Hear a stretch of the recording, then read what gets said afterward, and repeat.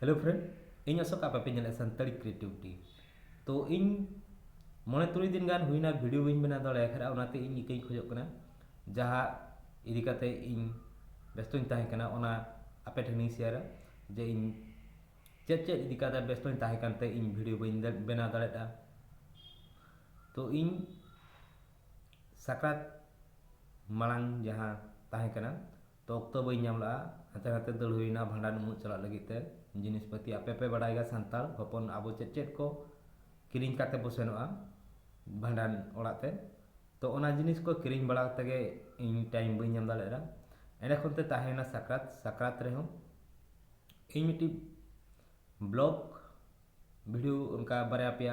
dance programme को हुई कना तो ओना को बनाव का तो उन जो टाइम बइन ñam ला साक्रात इदी काते तो साक्रात बरसिंग परे खान गे चला हुईना भांडान उमुच सेनेन परे सेनेन ओंडे हो उनका भीड़ जे ओंडे हो उनकान वीडियो बाय बनाआ आपे पे बाड़ाय गया भांडान ओड़ा रे सेन लेनखान हाना नवा कमी भांडान कमी तोरावते हुआ ओना इकते अलिंग हो बलिंग समय दाड़ा जे वीडियो बनाव लगिते तो अलिंग बनाव का ब्लॉग वीडियो जहां भांडान बापला हुआ जहां तुपुयाबो जांग बाहा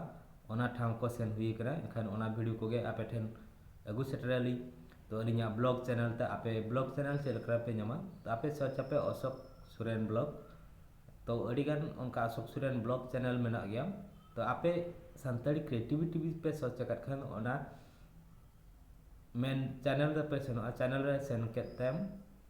आपे ओना लातार पे ᱧᱟᱢᱟ अशोक सुरेन ब्लॉग तो ओना ब्लॉग रे आपे सेन कते पे ᱧᱟᱢ किया ओना सरे आर बांखान संताड़ी क्रिएटिविटी कम्युनिटी रे इन ओना वीडियो लिंकिंग एम का तो ओंडे खुना आपे पे सेन काते पे ñel किया जे चेलेका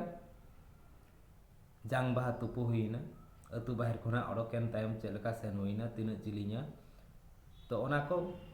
किछि आपे लिङेल पेया ओका खुना ओकारे सेन हुईवा तो आपे ओना को ठुक पे बड़ा दळेआ तो बापे सेन अकन खन दो ओना जगह दो हुई कना भीमकुंड सेन हुईना जहां आपे पे बड़ा गया तिना गान को पे ñel का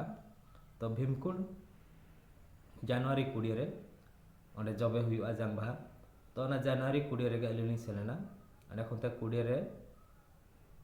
ओंडे वीडियो को बना बड़ा काते 21 22 रे दो अलिनी हेना ओड़ाते ओड़ाते काते तेहिं हुई कना 23 तो तेहिं आपे ठेन नवा वीडियो लिनी बनाव का